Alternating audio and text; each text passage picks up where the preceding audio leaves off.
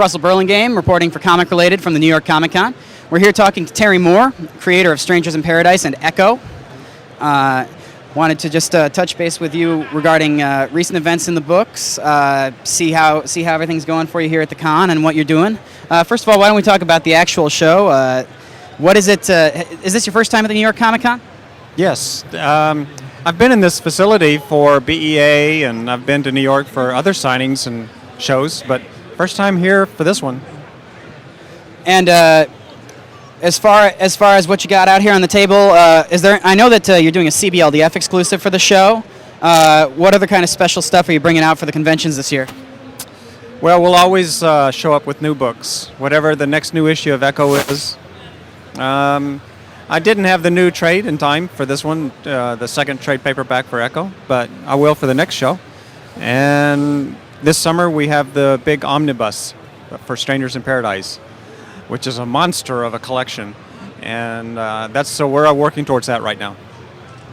And we talked about that at great length. You said it's going to be 2 hardcovers that are like 900 pages each.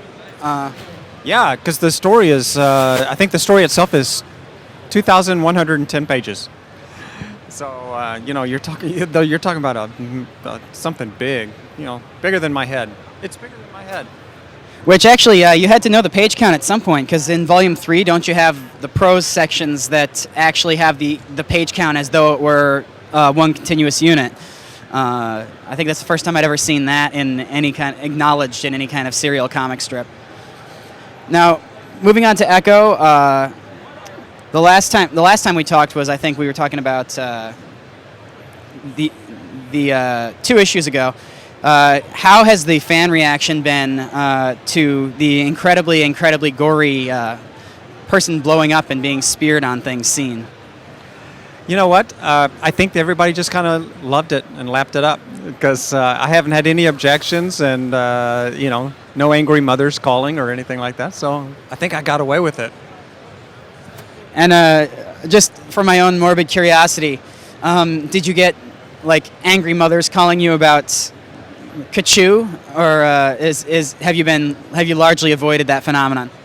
I did get one angry mother calling me about SIP, but it turned out to be Bill Willingham. So.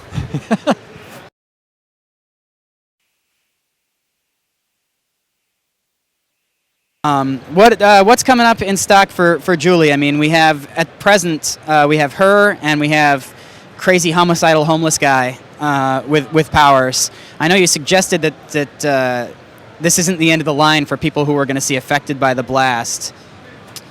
Well, I have some surprises up my sleeve, and I don't want to give away any spoilers, but stuff happens.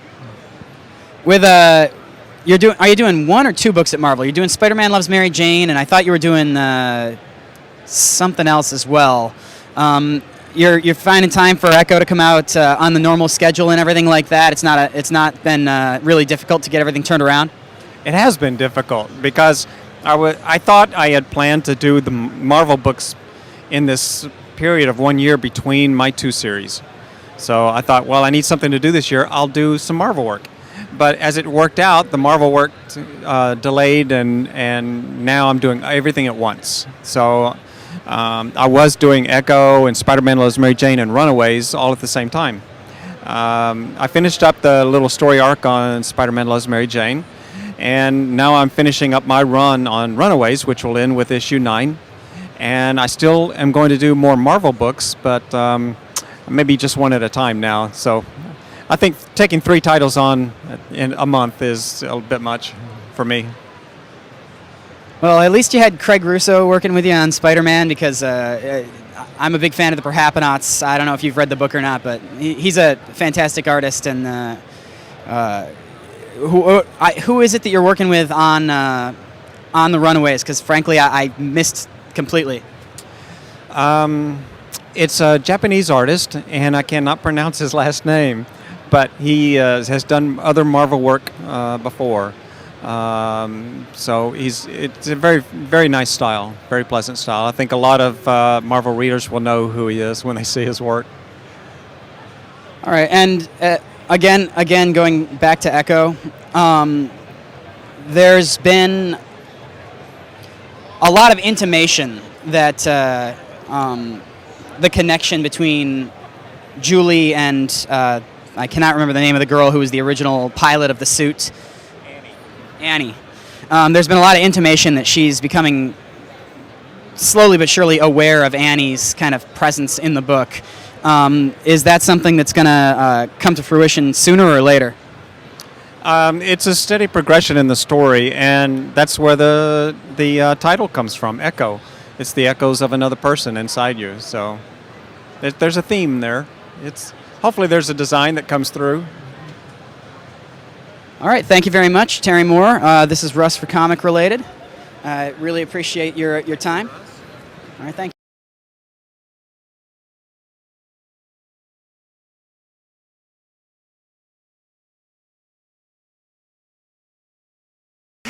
Hi, this is Terry Moore, and you're watching Comic Related.